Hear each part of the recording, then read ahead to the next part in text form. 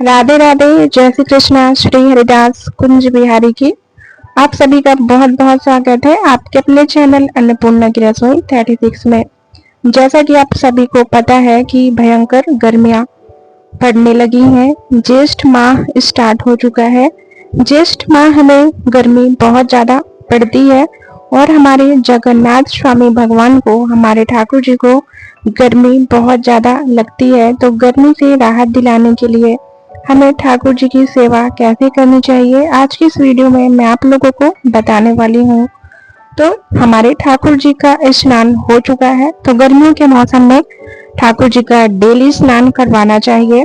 हमारे ठाकुर जी का स्नान हो चुका है, बहुत अच्छे से हमें ठाकुर जी को पोंछ लेना है। तो मैंने एक मुलायम कपड़े से ठाकुर जी के शरीर को बहुत अच्छे से पोंछ लिया है। इसके बाद ठाकुर जी को ठंडक दिलाने के लिए हमें ठाकुर जी की गर्मियों के मौसम में डेली गुलाब के इत्र से या केवड़े के इत्र से मालिश करनी चाहिए।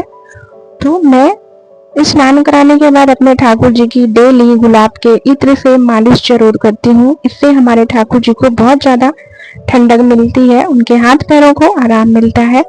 यहाँ पे मैंने गुलाब का इत्र लिया है। तो गर्मियों में ठाकुर जी की सेवा बहुत ध्यान पूर्वक करना चाहिए, उनका बहुत अच्छे से ध्यान रखना चाहिए, क्योंकि लड्डू गोपाल की सेवा हम बालक के रूप में करते हैं, इसीलिए उनकी सेवा में कोई भी कमी नहीं होनी चाहिए। जैसे एकदम हम छोटे बालक का ध्यान रखते हैं, उसी तरीके से आपको लड्डू गोपाल जी की सेवा करनी है। तो इस तरीके से आप इत्र लेकर ठाकुर जी के हाथ पैरों की बहुत अच्छे से मालिश करिए, इससे हमारे ठाकुर जी को ठंडक मिलती है। और यहाँ पे ठाकुर जी के पैरों में भी हम बहुत अच्छे से ठाकुर जी की इत्र से सेवा करेंगे। गुलाब का इत्र ठंडा होता है, इससे हमारे लड्डू गोपाल जी के शरीर को ठंडक मिलती है। गर्मियों के अलग अलग इत्र आते हैं, गुलाब का इत्र है, चंदन का इत्र है, केवड़े का इत्र है, खस का इत्र है। ये सभी इत्र आपको किसी भी पूजा पाठ वाली दुकान में मिल जाएंगे। तो आप जरूर से गर्मियों के मौसम में ठाकुर जी की इत्र से मालिश जरूर करिए। स्नान कराने के बाद और रात्रि को सुलाने से पहले हमें ठाकुर जी की इत्र सेवा जरूर करना चाहिए।